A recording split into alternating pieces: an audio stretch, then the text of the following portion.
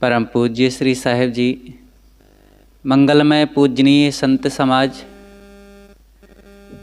सम्माननीय सभी श्रोता भक्त सज्जनों, भक्तिमयी ममता मूर्ति माताओं, बहनों, प्यारे बच्चों।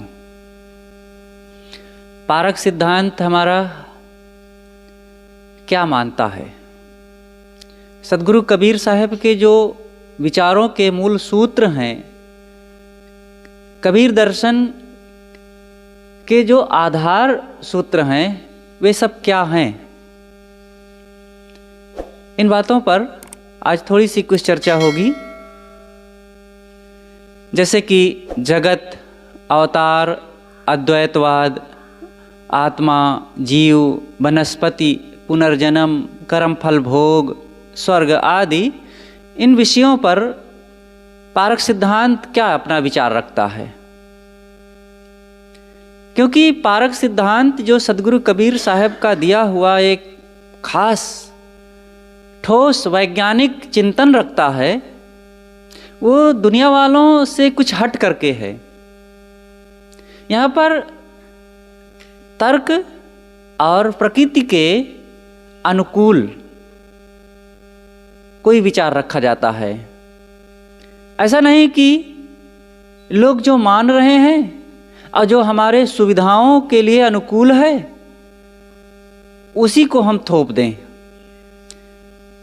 विचार वो सत्य माने जाते हैं जो कारण कार्य व्यवस्था के तहत हो, प्रकृति के नियमों के अनुकूल हों और जीव के कर्मों के सिद्धांत के अनुकूल हों, वही विचार ठोस माने जाते हैं।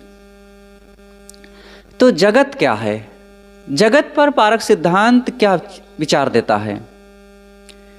देखिए, जगत चार तत्वों से बना हुआ जड़ वस्तुओं का समूह है। मिट्टी, पानी, आग, हवा, ये चार चीजें हैं। संसार में ये मूल चार ही तत्व हैं और ये तत्व आपस में एक दूसरे से संबंध रखते हैं और ये संबंध के कारण ही फिर इनमें से अगणित चीज़ों का निर्माण होता रहता है। और ये चार जड़ हैं और इन चार जड़ तत्वों के अलावा एक दूसरा है चेतन। चेतन जड़ तत्वों से बिल्कुल अलग है। जो चार जड़ तत्व हैं, मिट्टी, पानी, आग, हवा, ये चारों अपने अपने गुण धर्मों में बिल्कुल अलग अलग हैं, एक दूसरे के विपरीत हैं। मिट्टी के जैसा पानी नहीं, पानी के जैसा आग नहीं, आग के जैसा हवा नहीं, हवा के जैसा मिट्टी नहीं। मतलब तीनों, ये चारों बिल्कुल अलग अलग हैं। चारों में गुण धर्म स्वभाव क्रिया शक्ति मेल आकार है अलग अलग सब, लेकिन इन सब के संबंध से ही सब चीज़ें बन रही हैं। चाहे वो घर बनना हो, गाड़ी बनना हो, वनस्पतियों का उगना हो, मौसम का बनना हो, पानी का बरसना हो, पेड़ पहाड़, नदी झरने और हमारी आपकी देहें, ये जो बन रही है ये सब जड़ तत्वों से ही निर्मित है। और ये चारों जड़ तत्व अलग अलग गुणधर्म होते हुए, लक्षण अलग अलग होते हुए एक चीज़ और है, इन चारों में एकता है। बिल्कुल अलग अलग हैं फिर भी चारों में एकता है। वो क्या एकता है? चारों में जड़ता है। मिट्टी जड़ है, पानी जड़ है, आग जड़ है, हवा जड़ है। जबकि मिट्टी का स्वभाव है कठोर, पानी का है शीतल, आग का है गरम, दाहकता से भरा हुआ, और वायु का है कोमल। लेकिन मिट्टी भी जड़ है, पानी भी जड़ है, आग भी, हवा भी, सब जड़ हैं। इनमें ज्ञान नहीं है, जानने की कोई शक्ति नहीं है। ये दूसरों को तो जानते ही नहीं, अपने को भी नहीं जानते हैं, क्योंकि जड़ है। जड़ होने से जानेंगे क्या? किसी को नहीं जानेंगे, कुछ भी नहीं जानेंगे, ना अपनी विशेषता को ना दूसरे की विशेषता को। लेकिन ये एक दूसरों से मिल करके नई नई चीज़ों का निर्माण इनसे होता रहता है, ये इसकी विशेषता है। और यही है संसार का नियम। इसी से यहाँ अगणित चीज़ें बन रही हैं। अब अगणित चीज़ें बनने से अब इन जड़ तत्वों में कोई ज्ञान भी नहीं है, लेकिन इन्हीं से अगणित चीज़ें बन रही हैं। तो इसी बात को लेकर के फिर कुछ लोग ईश्वर की कल्पना कर देते हैं कि कोई ईश्वर बना रहा है, क्योंकि इन जड़ चीज़ों में ज्ञान तो है नहीं और ऐसे कोई बन सकता नहीं, तो ईश्वर करता होगा कुछ। लेकिन यह भी तत्वों के स्वभाव को ना समझने के कारण है। जब हम इनके स्वभाव को समझ लेंगे कि इसमें अपने आप गुण धर्म शक्ति क्रिया मेल आकार है, तो इनसे अपने आप फिर ये तत्वों का प्रवाह अपने आप होता रहता है। तो ये 4 तत्व हैं। इन 4 तत्वों के अपने अपने लक्षण हैं। इन चारों से अलग एक चेतन जीव है। उपर्युक्त 4 जड़ तत्वों में गुण धर्म क्रिया शक्ति तथा आकार, इनसे जड़ात्मक सृष्टि अनादिकाल से स्वयं प्रवाहित है।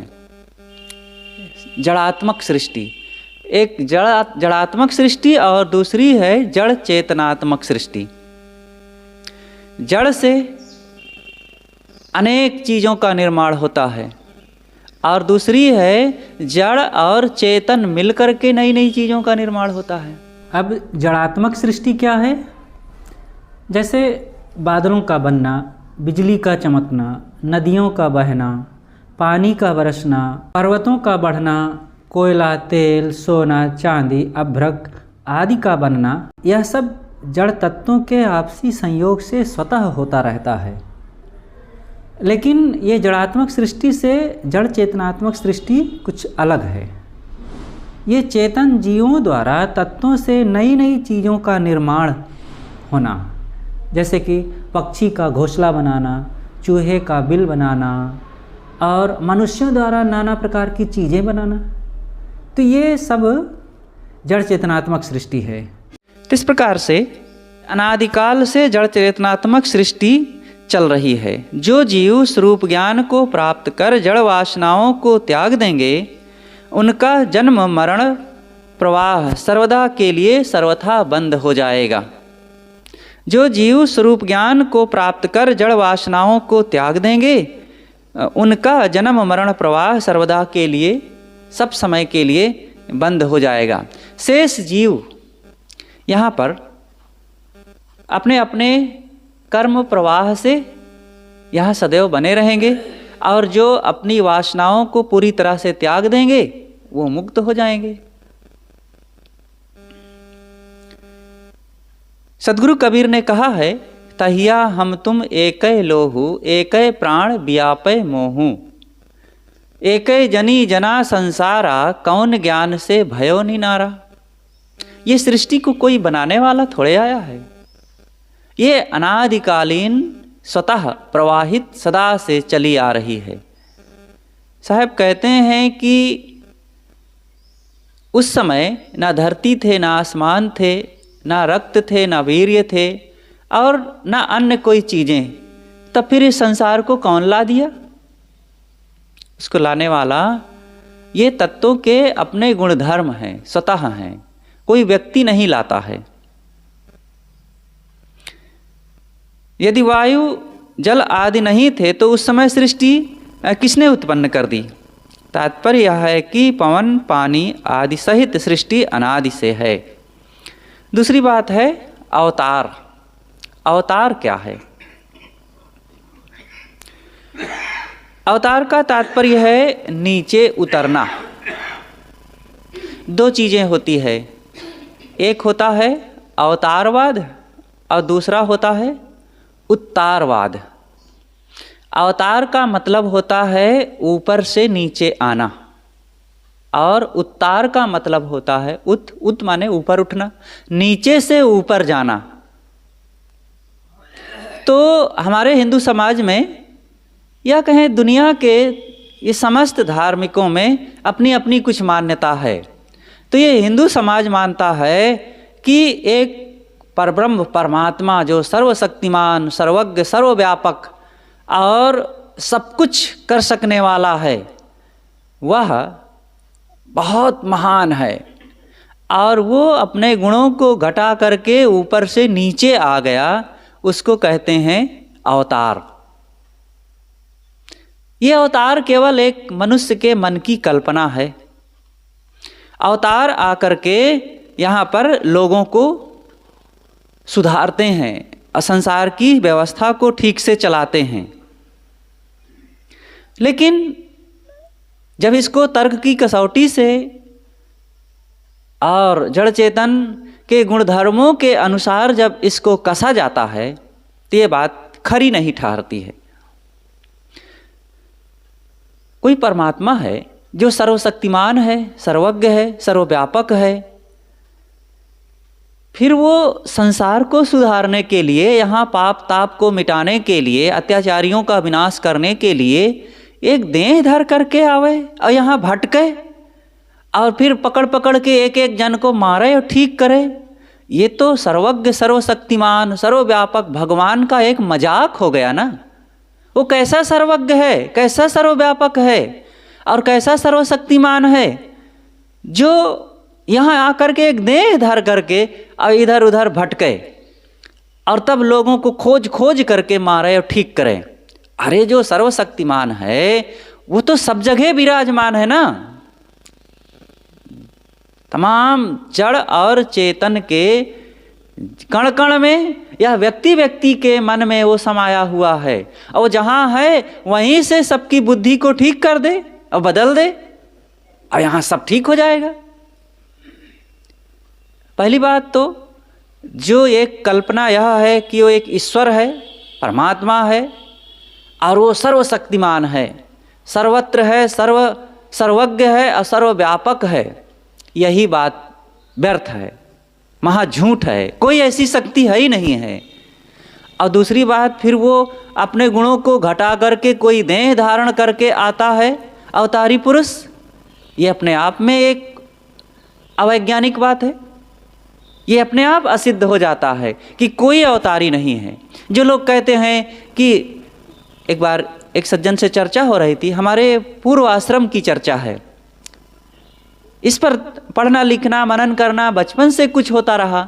तो एक सज्जन से चर्चा हो रही थी कि कोई अवतार नहीं होता है और यहाँ सब मनुष्य हैं, सब जीव हैं और जन्म लेकर के अपने अपने कर्मों के अनुसार सुख दुख सब भोगते हैं। तो वो सज्जन ने कहा कि लेकिन राम और कृष्ण तो अवतारी है ये हैं। हमने कहा राम और कृष्ण ही क्या, अवतारी यदि कहें तो सभी लोग अवतारी हैं। आप भी अवतार लिए हैं। अवतार का मतलब होता है जन्म लेना।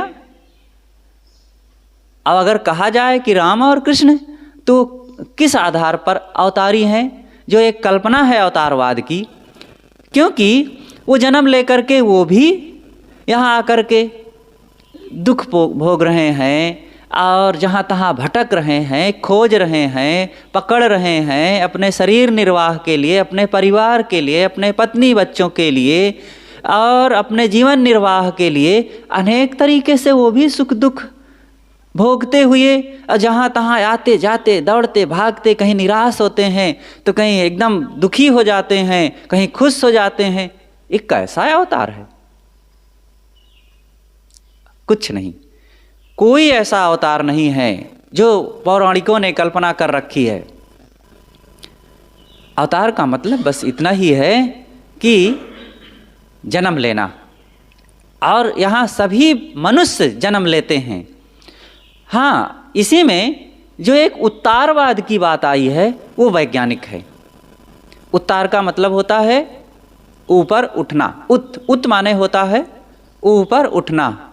उत्तिष्ठत जागृत प्राप्त वरानि बोधत, उठो और जागो। उत्तिष्ठत उठो, जागृत जागो, प्राप्त वरानि प्राप्त करो, आर्यानि श्रेष्ठ लोगों से ज्ञान विचार बोध। तो उठो, जागो और महापुरुषों की शरण में जा कर के उनसे ज्ञान, बोध, विचार प्राप्त करके अपने जीवन को महान बनाओ। ये हमारे उपनिषद के ऋषियों ने कहा है, लेकिन उपनिषद चिंतन हम लोग भूल गए, उन साधकों ज्ञानियों के विचार हम भूल गए और बस झूठ फुर में ये बस बिना मेहनत किए कुछ आकर के हमें भगवान दे जाए, गप से हमारे मुख में लड्डू डाल जाए, हमारा सारा काम कर जाए और अपने गोद में हमें उठा ले करके अपने धाम में जा कर के सिंहासन पर बैठा दे। हम ये चाहते हैं बिना कुछ किए, लेकिन कुछ मिलने जुलने वाला नहीं है ऐसा। किसी अवतार भगवान के भरोसे ना रहो कि उठा ले जाएगा अपने विमान में बैठा करके। यहाँ सब अपने अपने कर्मों का मिलता है। इसलिए अवतारवाद भी एक काल्पनिक मनोधारणा है। और अगली बात है अद्वैत ब्रह्म। अद्वैत ब्रह्म, ब्रह्म का मतलब होता है बृहत्वाद ब्रह्म, जो निरंतर बढ़े वह ब्रह्म है। और अद्वैत का मतलब होता है जिसके अलावा कोई दूसरा ना हो। अद्वैत, द्वैत ना हो, केवल वही भर हो।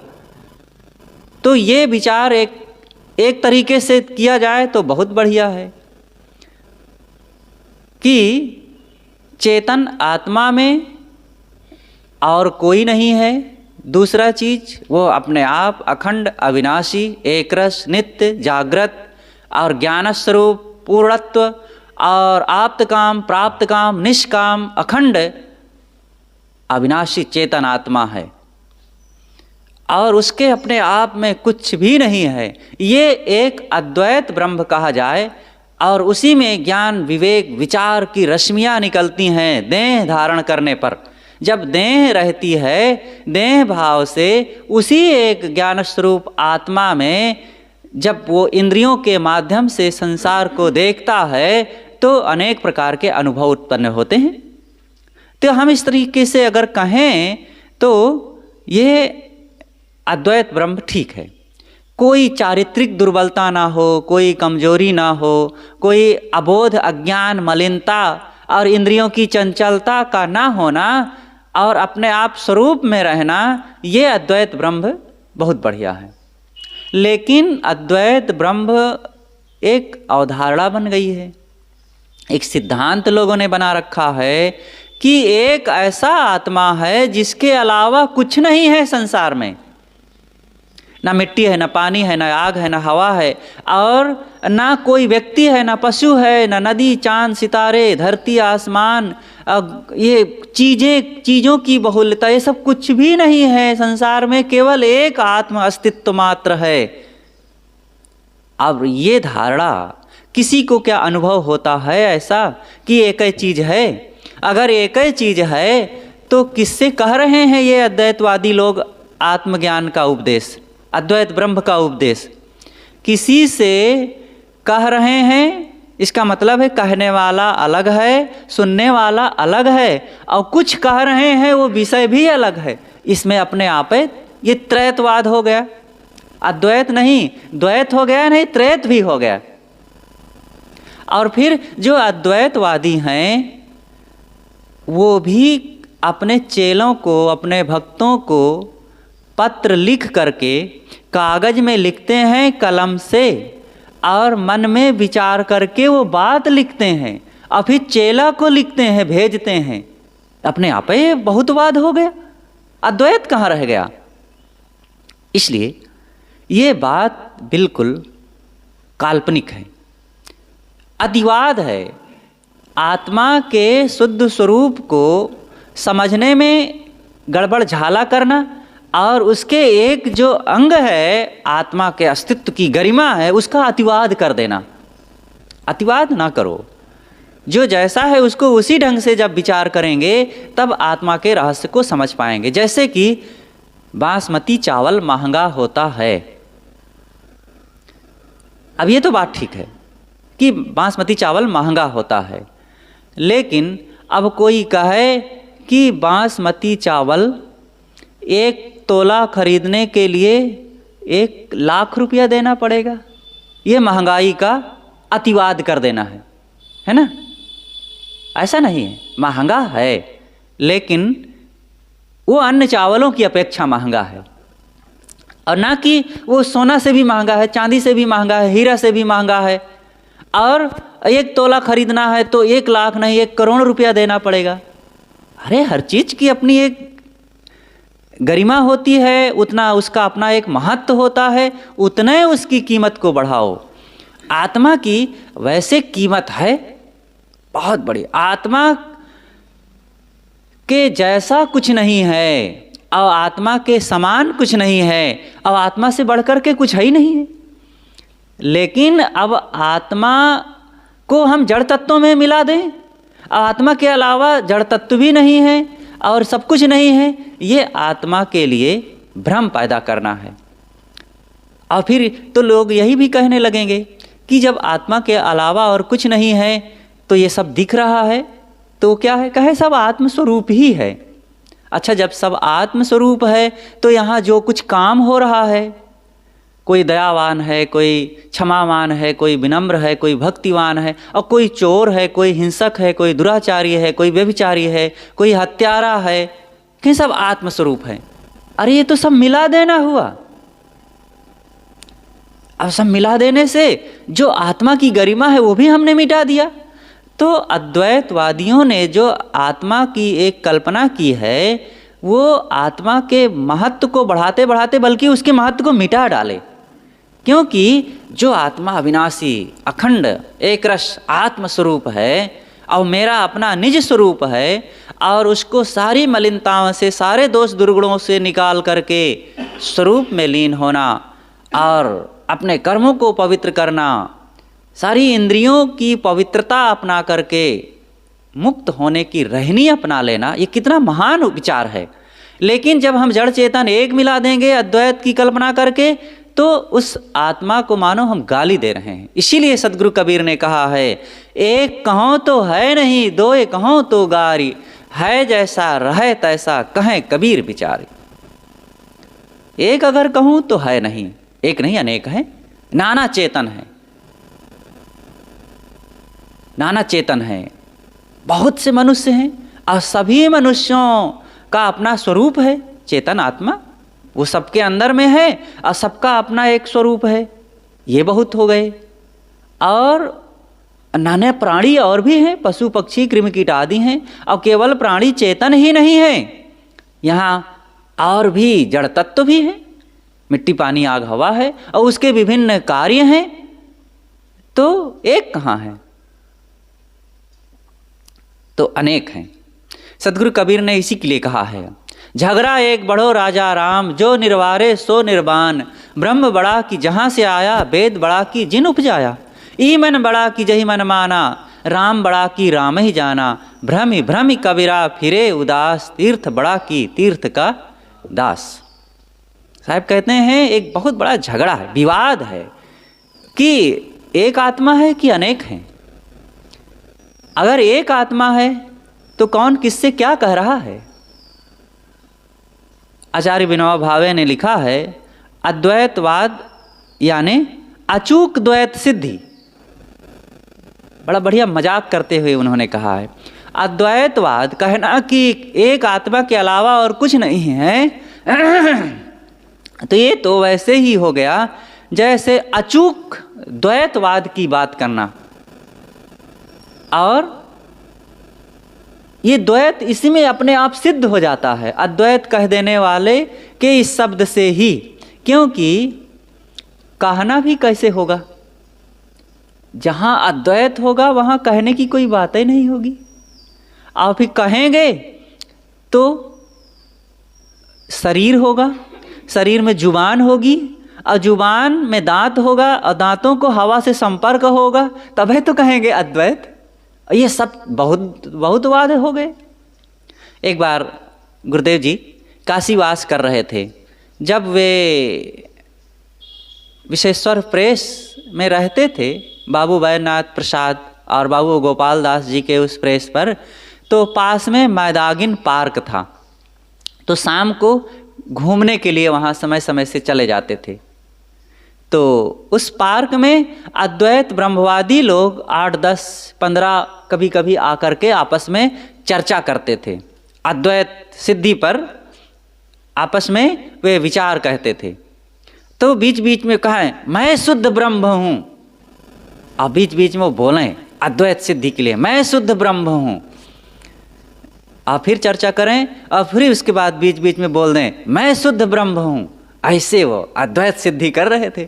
इधर एक पेड़ के नीचे बैठे थे, इतने में ऊपर से कौवा एक ब्रह्मवादी के ऊपर बीट कर दिया।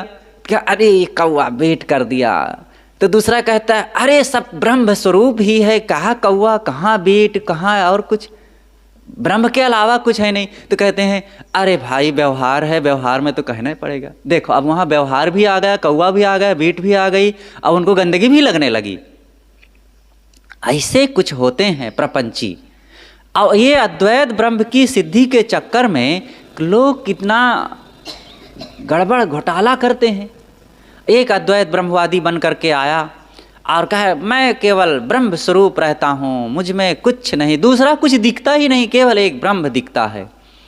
तो लोग उसके दर्शन करने और नंगे रहें, और लोग आवें उनके ऊपर फूल चढ़ा दें, पत्ती चढ़ा दें, कुछ खिलाए दें और खाए लें, और अभी जहाँ रहें वहीं टट्टी कर दें, और जो कोई आवे उन्हीं के गोद में जाके बैठ जाए। तो सब सोचे कि अरे महाराज एकदम ब्रह्म स्वरूप रहते हैं, इनको कुछ और द्वैत भासता ही नहीं है। तो राजा आए मिलने के लिए, तो वो भी जाके उनके भी गोद में बैठ गए। तो कहें इनको कुछ नहीं भासता है। रानी भी आई, कहा इनको कुछ नहीं भासता, तो बहुत बढ़िया है, एकदम ब्रह्म स्वरूप रहते हैं। तो जब रानी आई तो रानी की गोद में जाके बैठ गए। तो रानी की गोद में बैठ गए तो अब बैठे बैठे वहीं टट्टी कर दिए। तो अब रानी सोची कि इनको तो कुछ भासता ही नहीं है, एक ब्रह्म स्वरूप रहते हैं। तो उठाई टट्टी को उनके मुख में ले गई, तो मुँह टेढ़ा कर लिए। तो ये एक चाटा जोर से मारी, कहा अब ये भास रहा है। ये नहीं भास रहा था कि मैं किसकी गोद में बैठ रहा हूँ, अब गोद में आ गए तो चलो अच्छी बात है, और वहीं टट्टी कर दिए, ये भी नहीं भास रहा था। लेकिन अब ये भास रहा है, इनको ये पता चल रहा है कि ये टट्टी है, इसको नहीं खाना चाहिए। एक चाटा जोर से मारी, फेंक दी उधर, एक लात मारी। कहें बदमाश कहीं का, ब्रह्म स्वरूप बन रहे हो, ढकोसला कर रहे हो। ऐसे कुछ ब्रह्मवादी होते हैं। गुरुदेव जी छत्तीसगढ़ की यात्रा में थे, तो एक बार ट्रेन में जब थे तो बिलासपुर में ट्रेन रुकी, और एक अद्वैत ब्रह्मवादी आ गए। और थोड़ी देर के लिए रुकी थी, आधा घंटा के लिए वहाँ रुकती है, इंजन चेंज होता था। तो एक ब्रह्मवादी आ गए और गुरु जी के सामने बात करने लगे। कहें महाराज मैं केवल 5 वर्ष की अवस्था में सब समय रहता हूँ, और एक ब्रह्म के अलावा कुछ नहीं है, और सब जानते हैं कि ये बाबा ब्रह्म स्वरूप हैं, 5 वर्ष के बालक हैं। और कहा देखो ये ठेला लगा हुआ है फल का, और अभी मैं 1 दर्जन खींच रहा हूँ फल। तो सब जानते हैं कि ये ब्रह्म स्वरूप बाबा 5 वर्ष की उम्र में रहते हैं, और गजर गजर बोलत रहा है, पान खाए रहा है, भजर भजर निकलत रहा है उनके मुख से गंदगी। तो गुरु जी कहें अब जाओ भाई, अब ब्रह्म स्वरूप आप हो, यहाँ काहे को ट्रेन में चढ़ी आए हो, ये ट्रेन आपके ब्रह्म से अलग है, और कहीं चढ़ते उतरते धोखा खा गए तो आपका ब्रह्मत्व झड़ जाएगा ट्रेन के नीचे। और गुरु जी ऊब गए उनसे 2 मिनट में। अब 5 मिनट 10 मिनट का वहाँ का संबंध था, और वो आगे बकबक बकबक करने लगे, अपना ब्रह्म ज्ञान झाड़ने लगे। तो ये ब्रह्म ज्ञान केवल मुख से फूंकने से नहीं होता है, वो रहनी अपनाया जाए, और फिर ब्रह्म अपने स्वरूप में है और संसार बाहर है। उसमें व्यवहार और मर्यादा को नहीं निभाएंगे तो यहाँ जीना कठिन हो जाएगा और कोई ब्रह्म का लाभ नहीं मिलेगा। इसलिए अद्वैत ब्रह्म जो एक सिद्धांत रूप में है कि मन की पवित्रता, इंद्रियों की पवित्रता, कर्मों की पवित्रता, और सब तरफ से अपने को पवित्र बना करके और मन वाणी कर्मों को निर्मल करके स्वरूप में लीन हो जाना, ये एक अद्वैत ब्रह्म, ये तो बहुत ही ऊंचा ज्ञान है।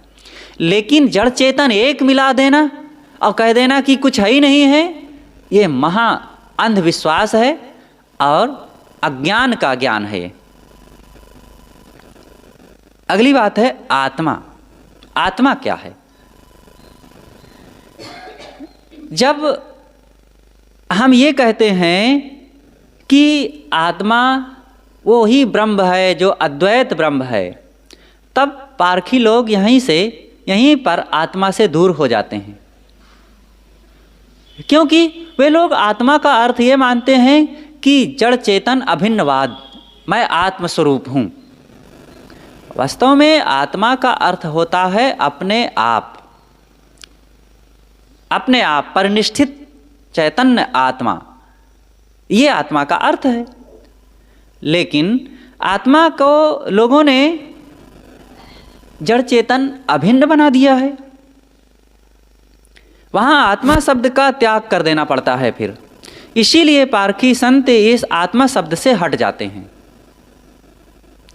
तो शब्दों से घृणा करने की जरूरत नहीं है, और वो चीज़ वही है, उसको अपनी अपनी मान्यता दे करके उसके लिए अपनाहाई करना और फिर दूसरे लोग उससे दूर हो जाएं, तो ये पानी जैसा होता है। कोई कहता है कि नहीं मैं तो पानी पीता हूँ और मैं जल आब नीर वायु बिल्कुल नहीं छूता हूँ, तो दूसरा कहता है नहीं मैं तो जल पीता हूँ, पानी आब नीर वाटर मैं कभी नहीं उपयोग करता हूँ। और कोई कहे कि नहीं मैं तो वारी पीता हूँ, नीर पीता हूँ और चीज़ों से मुझे कोई मतलब नहीं है। तो ये तो वैसे ही हुआ जैसे दो भाई थे और आपस में झगड़ गए।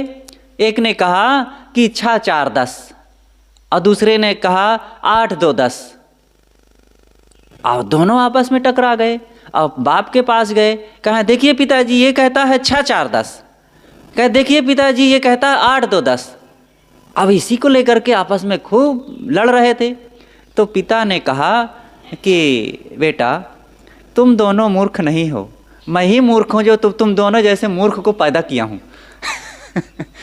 तो अरे भाई 6 4 भी 10 होता है, 8 2 10 भी होता है, और 5 5 भी 10 होता है, 7 3 भी 10 होता है। समझने के तरीके को अपनाओ, विचार करो, एक बात को लेकर के काहे को बह रहे हो।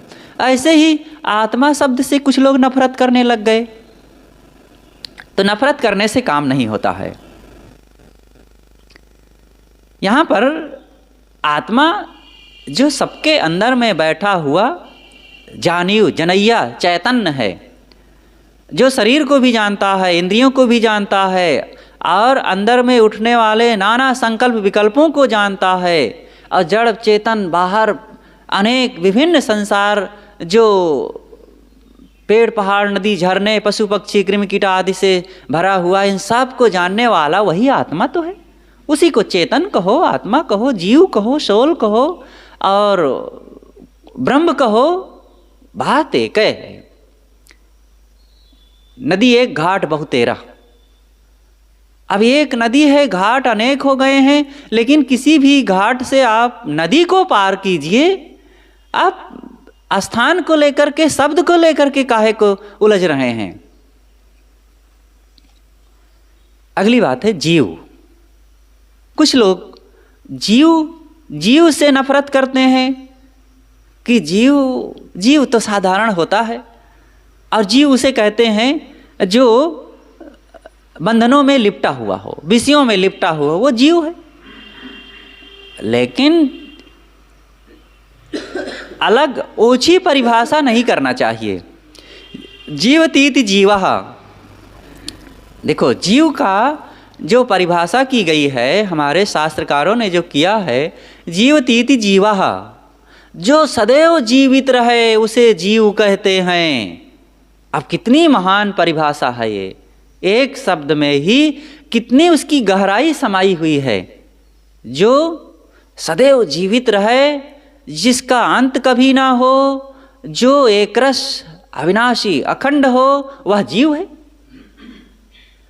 तो इस प्रकार से इस जीव को हमें समझना चाहिए। जीव किसी का अंश नहीं है। जीव कह देने से लोग ये मानने लगते हैं अरे जीव तो तुच्छ होता है, महान कौन है फिर? ईश्वर महान है, और उस ईश्वर का तो अंश है ये जीव, क्योंकि जीव साधारण है और अंश होने से वो अपने आप तुच्छ है। जीव महान नहीं हो सकता है, ईश्वर महान है। अच्छा, तो ईश्वर कहाँ है? जीव तो पता चल रहा है, इन सभी मनुष्यों में, पशु पक्षियों में, कृमि कीट आदि में, सब में जीव के लक्षण दिख रहे हैं। ईश्वर कहाँ है? ईश्वर के लक्षण कैसा है, वो कैसा है, तब नहीं बता पाते हैं। तो कहते हैं सर्वव्यापक है। अरे भाई, सर्वव्यापक है, जब ईश्वर सर्वव्यापक है तो फिर जीव का अस्तित्व कहाँ से आ गया, वो कहाँ से घुस आया है? व्यापक कोई एक चीज होगी तो दूसरे का गम नहीं वहां होगा। तो व्यापक कहना भी एक अपने आप में मखौल है ईश्वर का। इसलिए व्यापक कुछ नहीं। लहर देख पड़ते समुंदर न दिखते, ऐसे अचंभों को मुनियों ने लिखते। कहते हैं कि लहर दिख रही है और समुद्र नहीं दिख रहा है। ये कितना बड़ा दोष है इस कथन में ना। लहर दिखे और समुद्र ना दिखे। अरे भाई, लहर तो एक तुच्छ, उसकी एक किरण मात्र है, और समुद्र तो विशाल होता है। दिखेगा तो समुद्र दिखेगा, और लहर दिखे चाहे ना दिखे, हो सकता है ना भी दिखे। और यहाँ तो वैसे ही है, जीव दिख रहा है जो लहर जिसे कहते हैं, और जिसे समुद्र कह रहे हैं वो ईश्वर, वो परमात्मा दिख ही नहीं रहा है। तो ये कथन बिल्कुल दोषपूर्ण है। कहते हैं ईश्वर टूट टूट करके जीव बन गया है, और फिर भी अविनाशी है। गोस्वामी तुलसीदास जी ने कह दिया है, ईश्वर अंश जीव अविनाशी, अचेतन अमल सहज सुख राशि। ईश्वर का अंश जीव है, ईश्वर अंश, और जीव अविनाशी, जीव अविनाशी भी है। जीव ईश्वर का अंश है और अविनाशी है। ये व्याघ्रात दोष है। ये दोष मतलब कोई कहे कि गाय उसे कहते हैं जिसका खुर फटा नहीं होता है। ऐसा देखें हैं कहीं? कहीं भी गाय होगी उसके खुर फटे होंगे ही। कोई कहे कि गाय उसे कहते हैं जो 2 पैर वाली होती है। ऐसा भी नहीं होता है, गाय सदैव 4 पैर वाली होती है। तो अनेक दोषों से ये ईश्वर अंश जीव अविनाशी कथन ढका हुआ है। कोई अंश होगा तो अविनाशी नहीं होगा, और अविनाशी होगा तो अंश नहीं होगा। जैसे अंश, अंश का अर्थ ही पहले समझ लें कि एक चद्दर है, और चद्दर में से एक टुकड़ा हमने काट लिया, तो जो टुकड़ा है वो अंश हो गया, और जो शेष बड़ी बड़ी चद्दर अभी है वो अंशी हो गया। तो जो टुकड़ा है, जब एक चद्दर से एक टुकड़ा निकल आया तो ये टुकड़ा का भी और टुकड़ा हो जाएगा, और टूटते टूटते वो अंश समाप्त हो जाएगा। और जब वो अंशी है, जब उसमें से एक टुकड़ा निकला तो दूसरा भी टुकड़ा निकल आएगा, तीसरा भी निकल आएगा, और धीरे धीरे वो अंशी भी खत्म हो जाएगी। इसी प्रकार ईश्वर है। ईश्वर में से एक जीव निकल आया, तो अब एक जीव निकल आया तो दूसरा भी जीव, और यहाँ एक जीव तो है नहीं, अगणित जीव हैं। अब वो सभी जीव निकलते निकलते निकलते अब तो कब के ईश्वर खत्म हो गया होगा। अब यही समझ लीजिए ईश्वर खत्म है, बहुत पहले ही मर गया वो। अब उसके पीछे काहे को भाग रहे हैं, लेकिन अभी भी दीवाने पड़े हैं। लेकिन ये बात में भी दोष है। इसका मतलब पहले ईश्वर रहा, अब नहीं है। उनके कथनानुसार यही है ना कि ईश्वर में से जीव निकला, अब फिर उसका जब ऑपरेशन करेंगे, विचार करेंगे, तो ईश्वर में से जीव निकला और निकल निकल के एक करोड़ों अरबों खरबों अगणित जीव निकले, ईश्वर खत्म। पहली बात तो ईश्वर था ही नहीं, अगर रहा भी होगा तो खत्म हो गया। इसलिए आज ईश्वर की कोई दुहाई देने की जरूरत ही नहीं है। अपने अपने कर्मों को सुधारो, क्योंकि प्रत्यक्ष जीव है, ईश्वर नहीं दिख रहा है और जीव दिख रहा है। जीव है, सबके अंदर में बोल रहा है, उसके लक्षण हैं। जहाँ जहाँ इच्छा, क्रिया, अवस्था, ज्ञान, अमरता होए, ये लक्षण जहाँ पाइए जीव जानिए सोए। जहाँ जहाँ इच्छा है, क्रिया है और जागृत स्वप्न सुसुप्ति है और ज्ञान है, अमरत्व के भाव हैं, वहाँ वहाँ जीव हैं। और ये सारे लक्षण दिख रहे हैं प्राणियों में, एक मच्छर में, एक मक्खी में और गाय बैल घोड़े में, मनुष्यों में, ये सब में जीव के लक्षण दिख रहे हैं। तो इसलिए जीव स्वतंत्र है और जो स्वतंत्र होता है वो कर्ता होता है और कर्ता होता है वही फिर स्वतंत्र होता है। देखो, स्वतंत्र और कर्ता को पहचानिए। स्वतंत्र जीव अपने आप स्वतंत्र है, जो चाहता है वो करता है। अगर आप इसके ऊपर कोई ईश्वर मानेंगे तो फिर जीव परतंत्र कहलाएगा। फिर परतंत्र जो होता है वो अपनी इच्छा से कुछ कर नहीं सकता है। जैसे कठपुतली, कठपुतली के हाथ पैर होते हैं, वो भी दौड़ती है, कूदती है और बैठती है, उठती है, लेटती है, लेकिन वो परतंत्र है। पर्दे के आड़ में सूत्रधार उसको उठाता बैठाता कराता है। अगर आप कहेंगे कि जीव अंश है तो फिर ईश्वर सब कुछ करा रहा होगा। यहाँ हम जो कुछ कर रहे हैं सब कुछ ईश्वर करा रहा है और ईश्वर करा रहा है तो फिर जीव को सुख दुख भोगने की जरूरत नहीं है, क्योंकि यहाँ पाप भी कर रहा है, बुरा भी कर रहा है और उसके परिणाम में जीव दुख भोग रहा है। अरे जब वो करा रहा है तो जो स्वतंत्र है वो ईश्वर सारा दुख सुख भोगे। लेकिन देखते हैं कि जीव करता है और जीव उसके फल को भोगता है, और जब अच्छा करता है तो जीव उसके आनंद को भोगता है। ईश्वर कोई सुख भोग रहा हो या दुख भोग रहा हो ये तो पता नहीं चलता है। तो कहते हैं नहीं, इसी जीव के अंदर में, इसी व्यक्ति के अंदर में ईश्वर भी है और जीव भी है। तो कितने % जीव है, कितने % ईश्वर है? ये गड़बड़ झाला है, कोई ईश्वर नहीं। अगर कहना ही है तो यही कह सकते हैं कि जीव ही ईश्वर है। तो नाम दो है, चीज एक है। नाम दो है बस, जीव और ईश्वर एक ही चीज के दो नाम हो गए हैं, तो ऐसा कह सकते हैं। तो फिर कोई बात ही नहीं, अलग ईश्वर मानने की कोई बात ही नहीं। फिर इसी को आप दो कहे को 3, 4, 5, 6 भी कह सकते हैं। इसी जीव को ईश्वर भी कह लो, परमात्मा भी कह लो, भगवान भी कह लो, खुदा भी कह लो, गाड भी कह लो, ब्रह्म भी कह लो, तो बहुत नाम है।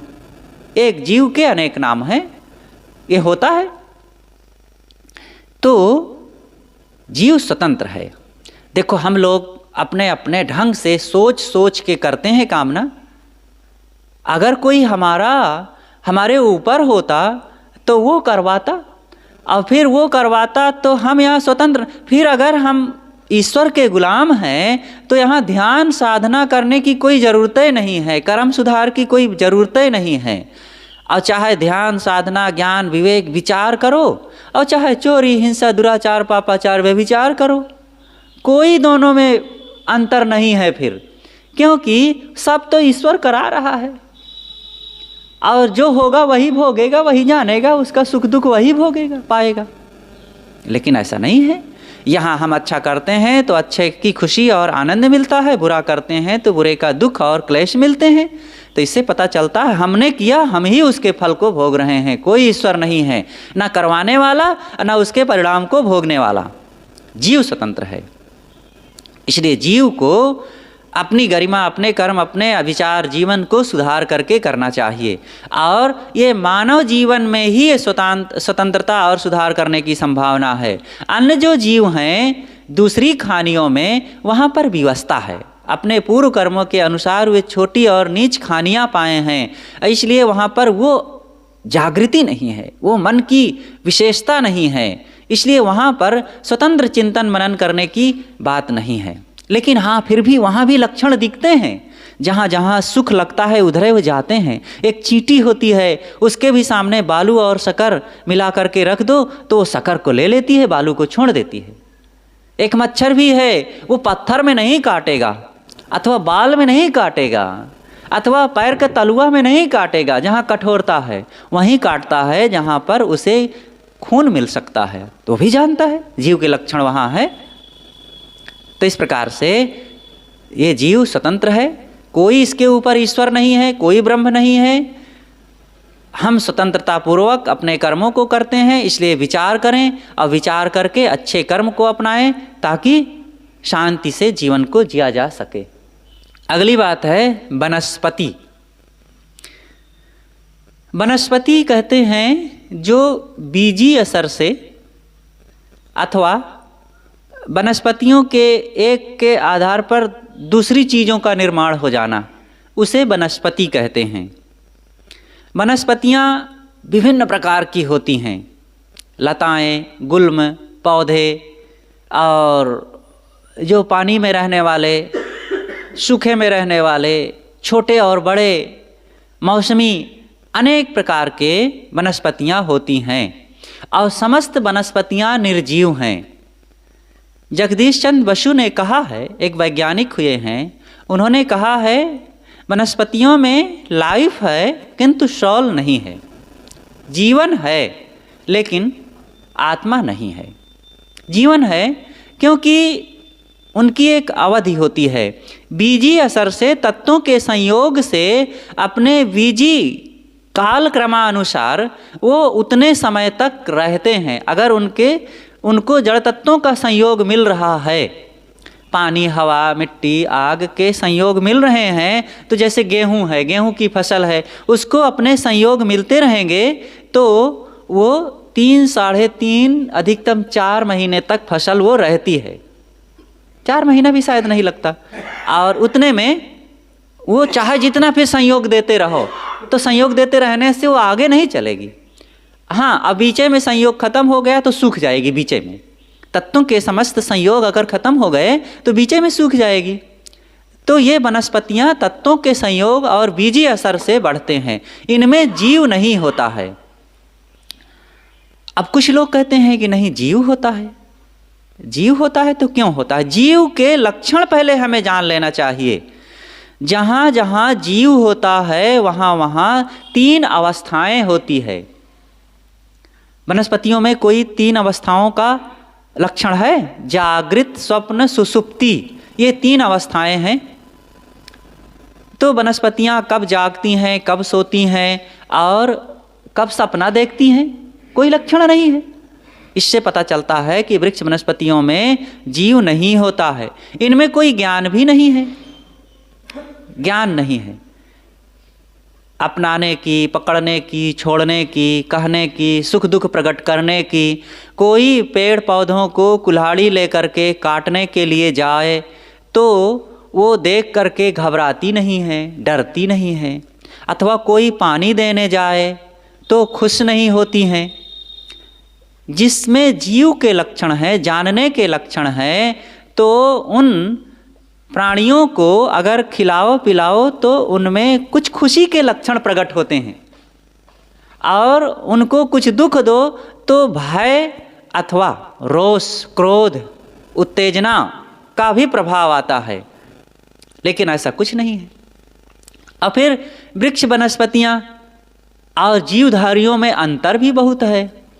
जीवधारियों को मारने से उनमें दुख होता है और हिंसा का दोष लगता है, और उनको मारने से कोई भी जीव होगा उनको मारेंगे, काटेंगे और पीटेंगे, दुख देंगे तो वे भागेंगे, इधर उधर जाएंगे, छटपटाएंगे। और फिर उनको मार करके उनको कोई खा ले तो लोग कहेंगे ये तो मांसाहारी है ना। जो बकरी को, मुर्गी को, भेड़ को, जानवर, बैल, गाय, घोड़ा, गधा, कोई भी जानवर कोई खाता हो तो उनके मांस को जो खाता है उनको लोग कहते हैं ये मांसाहारी है। मांसाहारी क्यों कहते हैं? हिंसा के दोष से मांसाहार सिद्ध होता है।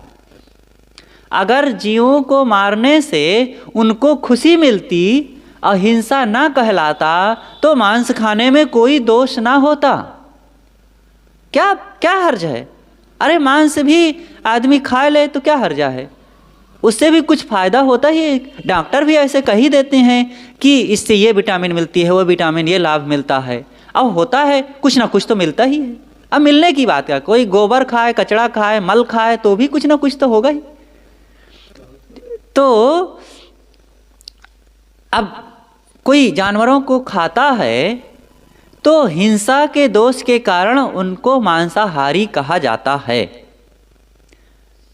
और वनस्पतियों को खाने से हिंसा नहीं होती है, इसलिए कोई भी वनस्पति को खाने वाले को मांसाहारी नहीं कहते हैं, उसे क्या कहते हैं?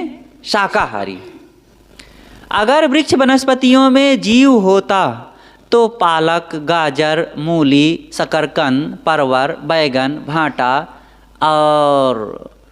और भी अनेक प्रकार की साग सब्जियां खाने वाले, फल फूल खाने वालों को, इन सब को मांसाहारी कहा जाता। क्यों? अगर उनमें जीव हैं तो फिर हम लोग सब के सब मांसाहारी हैं। और मांसाहारी होना कितनी बुरी बात है। किसी को कह दो कोई फल खा रहा है और कोई साग खा रहा है, कोई मूली खा रहा है, और कह दे अरे भाई काहे को ये मांस खा रहे हो, तो नाराज हो जाएगा। तुमको दिखाई नहीं देता है मैं फल खा रहा हूँ, कंद खा रहा हूँ, साग खा रहा हूँ, मांस कह रहे हो। तो वृक्ष वनस्पतियों में जीव नहीं होते हैं, वो तत्वों के संयोग से हरे भरे बने रहते हैं। जैसे तत्वों के परमाणुओं से पत्थर बढ़ते हैं, तेल बत्ती और आग के संयोग से ज्योति बनती है, उसी प्रकार बीजी प्रभाव तथा जड़ तत्वों के संयोग से उनके गुण धर्म क्रिया आदि से वृक्ष वनस्पतियाँ बढ़ती हैं और हरी भरी बनी रहती हैं, और उन योग्यताओं के समाप्त हो जाने पर वे नष्ट हो जाती हैं। अतएव वृक्ष वनस्पतियाँ सभी निर्जीव हैं, इनको खाने में और काटने में कोई दोष नहीं है। हाँ, लेकिन जो वृक्ष वनस्पतियाँ हमें छाया दे रहे हैं और बहुत उपयोगी है, बहुतों के लाभ आ रही हैं, काम आ रही हैं, बन सके तो उनको ना काटो। इससे नुकसान थोड़ा यही है कि बहुत लोगों को लाभ मिलता है, ऑक्सीजन मिलती है, छाया मिलती है, तो ना काटो। लेकिन अगर ज़रूरी है, उससे नुकसान हो रहा है घर बनाने में और कुछ काम करने में, सड़क बनाने में, तो काटना पड़ेगा। काटने से कोई हिंसा नहीं है। हाँ, उससे जो ये लाभ हो रहा था ऑक्सीजन का, फल फूल का, पेड़ पौधों का, वनस्पतियों का, औषधि का, वो नहीं मिलेगा। लेकिन दोष माने कि हिंसा का तो ऐसा कुछ भी नहीं है। तो वृक्ष वनस्पतियाँ निर्जीव हैं, वो तत्वों के संयोग से बढ़ती हैं, उसमें प्राणियों जैसा लक्षण नहीं है, इसलिए इनको खाने से काटने से कोई हिंसा का दोष नहीं लगता है। अगली बात है पुनर्जन्म। पुनर्जन्म का मतलब होता है उसी रूप में फिर से आना, जीव का उसी रूप में फिर से आना, जो दैहिक रूप है, चलने फिरने, दौड़ने, करने, बोलने, सोचने के रूप। आज देखो जो शरीर मिला हुआ है, किसी भी शरीर में हम हैं, कोई भी जीव है, इसी शरीर में आज हैं और सबका शरीर एक दिन मिट जाता है, लेकिन फिर से शरीर में आ जाने को पुनर्जन्म कहते हैं। तो शरीर में आना एक बात है और शरीर में कौन आया ये अलग बात है। इस पर विचार कर लेंगे तभी समझ में आएगी बात। शरीर और शरीर में आने वाला, जैसे घर और घर में आने वाला, वो घर थोड़े है। तो शरीर में आए, मनुष्य शरीर में आ गया, पशु के शरीर में आ गया, पक्षियों के शरीर में आ गया, कौन आ गया? अभी एक अगला प्रश्न है, जीव आया है। जीव के आने से ये शरीर में क्रिया हो रही है, चलना फिरना, दौड़ना, बोलना और सोचना और ग्रहण त्याग करना। तो वो जीव का पुनर्जन्म हो रहा है। क्यों हो रहा है? उसके अपने कर्मों के द्वारा। जिसका पुनर्जन्म होता है वो बार बार आता है, इससे पता चलता है कि वो अविनाशी है। शरीर नाशवान है और जीव अविनाशी है। अविनाशी का ही बारंबार जन्म होता है और जन्म इसलिए होता है कि वो जन्म लेकर शरीर में आया, शरीर में इंद्रिया पाया, मन पाया, और इंद्रिया मन पाने से इसके पास आसक्ति और मोह बनी, और मोह आसक्ति करके वासना बनाया, और वो वासना सूक्ष्म शरीर कहलाती है। और उस सूक्ष्म शरीर का नाश नहीं होता, स्थूल शरीर का नाश होता है। स्थूल शरीर है ये हाथ पैर आँख नाक कान से संपन्न जो आकार पूरा शरीर दिख रहा है, लेकिन इसके अंदर में एक वासना है जिसे सूक्ष्म शरीर कहते हैं। स्थूल शरीर नष्ट हो जाने के बाद भी सूक्ष्म शरीर का नाश नहीं होता है, और वह जीव इसी सूक्ष्म शरीर वासना को लेकर के यहाँ से जैसे चला, और फिर वो वासना पुनः दूसरी देह धराने के लिए जीव को फिर एक मादा के गर्भ में पहुँचा देती है। अब वो कैसे पहुंचा? पहले नर के गर्भ में गया कि मादा के, ये अलग तर्क का विषय है। अगर विवेक से देखा जाए तो पहले नर के शरीर में गया वो जीव वासनावशी, और उसके माध्यम से फिर मादा के शरीर में गया, और फिर वो बच्चे के रूप में जन्म लिया। अथवा तत्वों के संयोग से जो जीव बन गए, तो जीव को जाने के लिए कोई रास्ता की जरूरत नहीं है, और तत्व बाहर है ही हैं। वासनावशी जीव अपने कर्मों के अनुसार उन तत्वों में पहुंच गया, और वहाँ देह का निर्माण कर लिया। वहाँ मिट्टी पानी आग हवा के संयोग ही हैं, और उससे देह बन गई। और वही मिट्टी पानी आग हवा से स्थूल शरीर, बड़े प्राणियों का भी शरीर बनता है। तो इस प्रकार से जीव अविनाशी अमर है, और अपनी वासना अनुसार कर्मों के अनुसार वो बारंबार जन्म लेता है। अच्छा, तो कोई कहे कि नहीं हम पुनर्जन्म नहीं मानते हैं। पुनर्जन्म नहीं मानते हैं तो वर्तमान में जन्म तो मानते हैं ना। वर्तमान के जन्म को सुखी तो बनाना है ना। तो वर्तमान के जन्म को सुखी बनाने के लिए क्या करना चाहिए? सदाचार, कर्मों की पवित्रता, दया और क्षमा, ये तो कोई नकार नहीं सकता, एक भौतिकवादी भी नहीं नकार सकता है। तो वर्तमान जीवन को सही बनाने के लिए, सुखी बनाने के लिए सदाचार अपना करके हमें जीवन को ऊंचा उठाना चाहिए। और ये भी एक तथ्य है कि पुनर्जन्म होता है। अब ये और लंबा विषय है, इसको ज़्यादा अभी खींचने की जरूरत नहीं है। कर्म फल भोग, अगली बात है कर्म फल भोग। जीव अविनाशी है, अविनाशी होने से बारंबार देह धरता है, और देह धरता है तो जहाँ जहाँ आसक्ति और मोह बना करके काम करता है, उसके परिणाम में संस्कार बनते हैं, और वो संस्कारों का प्रभाव मन पर आता है तुरंत, सुख और दुख के रूप में।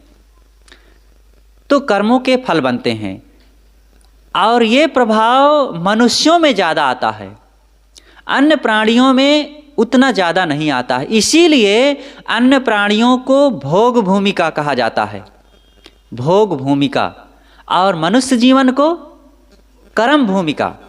यहाँ कर्म करने की भूमिका है। कर्म भूमिका इसीलिए है कि यहाँ पर मन की विशेषता है। मनुष्य जीवन में दो चीज प्रकृति ने इसको वरदान रूप में विशेष दिया है, एक मन और दूसरी वाणी। मन और वाणी की शक्ति बहुत विशाल है यहाँ पर।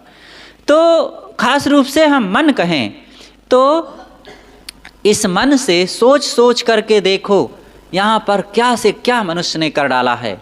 चारों तरफ जो अद्भुत चमत्कार दिख रहे हैं, विज्ञान का, कर्मों का, मकान का, गाड़ियों का, मोटर का, अनेक मशीनों का, ये सब मनुष्य की देन है। और मनुष्य ने अपने मन से सोच सोच करके ये सारा काम किया है, और ये मन से ही सोच सोच करके यहाँ हिंसा, हत्या, चोरी, लूट फूंक, मार काट भी हो रहा है, ईर्षा द्वेष भी हो रहा है, काम क्रोध लोभ मोह छल कपट का भी साम्राज्य जो फैला रहे हैं लोग, ये मन से ही तो हो रहा है। मन से ही दया क्षमा सत्यशील ज्ञान विचार ध्यान चिंतन मनन ज्ञान बोध का भी विस्तार हो रहा है, और मन से ही चिंतन मनन करके अपने स्वरूप में लीन हो करके मुक्त हो गए जीव, दुखों से छुट्टी भी पा गए। तो ये मन की ही विशेषता है कि दुखों को चाहे खूब बना लो, और हजारों हजारों जन्मों तक भटकने के लिए आज इसी मानव जीवन में ऐसे कर्म करके जीव कमा लिया कि वो आगे मानवेतर खानियों में भटकता रहे, और इसी मनुष्य शरीर में आकर के चाहे अपने जीवन में त्याग वैराग बोध और स्वरूप स्थिति की पूर्ण कमाई करके अपने आप जीवन मुक्त हो जाए, और इस शरीर के छूटने के बाद भी देह मुक्त होकर के सदा के लिए जन्म मरण के प्रवाह से भी वो छूट सकता है, छुट्टी पा जाता है। तो ये मनुष्य जीवन में संभव है, इसीलिए इसे कहा गया है कर्म भूमिका। यहाँ कर्म करने की शक्ति है। एक बैल दया क्षमा सत्यशील को अपना करके कुत्ता बिल्ली बाघ भेड़िया अपना करके मुक्त हो सके, ऐसी संभावना नहीं है। मनुष्य कर सकता है, इसीलिए इसे कर्म भूमिका कहा गया है। क्योंकि जो मनुष्य है, यहाँ प्रकृति का जो कर्मों का एक विधान है, खानियों का निर्माण हुआ है। किसी ने निर्माण शब्द से ये भ्रम नहीं होना चाहिए कि किसी ने निर्माण किया होगा।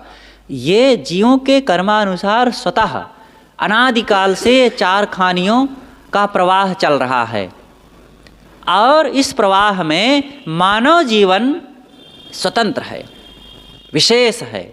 और यहाँ प्रकृति का कोई बाउंडेशन नहीं, कोई घेराबंदी नहीं है।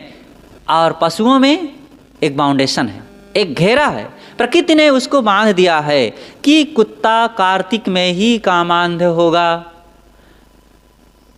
सालाना, और भी बिल्ली तिमाही या छमाही, और भी प्राणी, इनके जो काम क्रोध लोभ मोह का एक सीमा है, एक घेरा है, एक समय का बाउंडेशन है। मनुष्यों में कोई बाउंडेशन नहीं, इसीलिए यहाँ पर पापाचार भी बढ़ जाता है, कोई सीमा ही नहीं है। चाहे जितना काम क्रोध लोभ में ये डूब जाए, और सीमा ना होने से, घेरा ना होने से, चाहे पूरी तरह से काम क्रोध लोभ मोह को मिटा करके मुक्त हो जाए, ये स्वतंत्रता है। इसलिए कर्म फल भोग होते हैं। इसलिए मनुष्य को सदैव सदकर्म करके सुखी बनने का काम करना चाहिए, जिससे पूर्ण दुख मिट सके। अगली बात है स्वर्ग। लोगों ने जो मान रखा है कि एक लोक है, और हमारे देश में तो क्या पूछना, कल्पना का यहाँ तो इतना विस्तार किया गया है कि हद से ज़्यादा। और ये धार्मिक लोगों को अगर कल्पना लोक में प्रतियोगिता करना पड़े ना, तो ये सबसे आगे चले जाएंगे। कल्पना लोक का मतलब कल्पनाओं में सच्चाई भी की कल्पना होती है, जो एक तथ्य को उद्घाटित करता है, लेकिन झूठाई का भी उद्घाटन जो कल्पनाओं में बढ़ाते चले जाओ। अमुक उड़ते थे, अमुक की पूंछ होती थी, अमुक पशु बंदर थे, उनका शरीर इतना लंबा चौड़ा था, पहले के लोग इतने लाखों करोड़ों वर्ष जीते थे। ये सब क्या है? जहाँ न पहुँचे रवि वहाँ पहुँचे कवि, और जहाँ न पहुँचे गाड़ी वहाँ पहुँचे मारवाड़ी। ये कल्पनाओं का ही तो विस्तार है। राजा सगर की पत्नी सुमति को 60,000 बच्चे एक साथ पैदा होते भये, और राजा प्रियव्रत के रथ के पहिए से 7 समुद्र खुद गए। हनुमान जी ने सूरज को निगल लिया, और पता नहीं क्या कहा, कुंभकर्ण का शरीर इतना लंबा चौड़ा था, और वृत्तासुर के शरीर से पूरी पृथ्वी नहीं 3 लोग ढक गए थे, इतना लंबा शरीर था। और वामन भगवान ने पृथ्वी को नाप लिए थे, और किसी ने छल लिया था, तो एक आया और पृथ्वी को ले जा करके चुरा करके एक टट्टी में खोस दिया था। अब फिर उस पृथ्वी का फिर से उद्धार करना था, तो उस टट्टी से निकालने के लिए कौन जाए, वो गंदगी में छिपी थी, तो शुक्रा अवतार लिया और उस टट्टी से पृथ्वी को निकाल के फिर से उद्घाटित किया। अब उस टट्टी को कल्पना करो कि किसने किया रहा होगा। इतनी विशाल पृथ्वी है। हमारा अंदाजा है कि 50,000 किलोमीटर की एक रस्सी हो तो पृथ्वी को बांध सकते हैं। अब इतनी विशाल पृथ्वी जिसमें 7 समुद्र हैं, धरती, और इतना विशाल नदी पहाड़ पर्वत जंगल मनुष्य पशु पक्षी, और हवाई जहाज घंटों घंटों चलता है, तब भी इस छोर से उस छोर नहीं पहुंच पाता। इतनी विशाल पृथ्वी को ले जा कर के एक ने टट्टी में छिपा दिया था।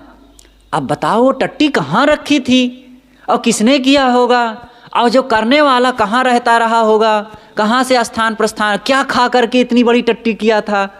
क्या गजब की बात है। ये पौराणिकों ने तो थोड़ा भी नहीं सोचा होगा कि हमारे गप पर भी जरा कोई विचार कर सकता है। तो स्वर्ग, यहाँ पर साकेत लोग, गोलोक, शिवलोक, विष्णु लोक, और पता नहीं कौन कौन लोक की क्या क्या कल्पना कर ली गई है।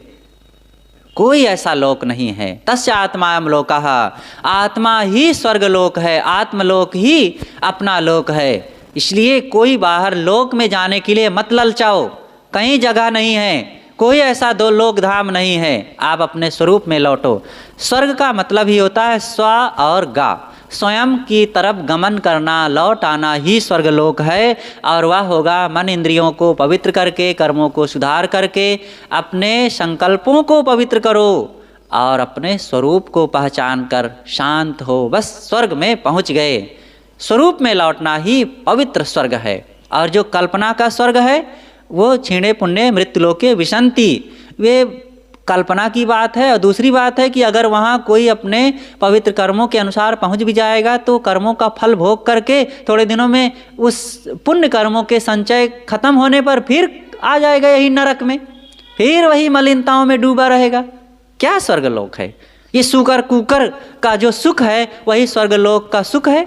इसलिए ये सुअर कुत्ते के सुख को ललचाओ नहीं, आत्मलोक और स्वरूप स्थिति की तरफ बढ़ो जहाँ पर पूर्ण दुखों का अंत होता है।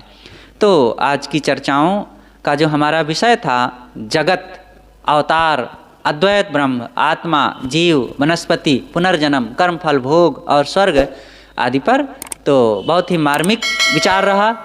और इस पर हम सबको मनन चिंतन करके सारे अंधविश्वासों से निकल करके और प्रसन्न होकर के साधना और शांति का काम करना चाहिए, जो हमारे जीवन का मुख्य उद्देश्य है। बस बोलिए सद्गुरुदेव की जय।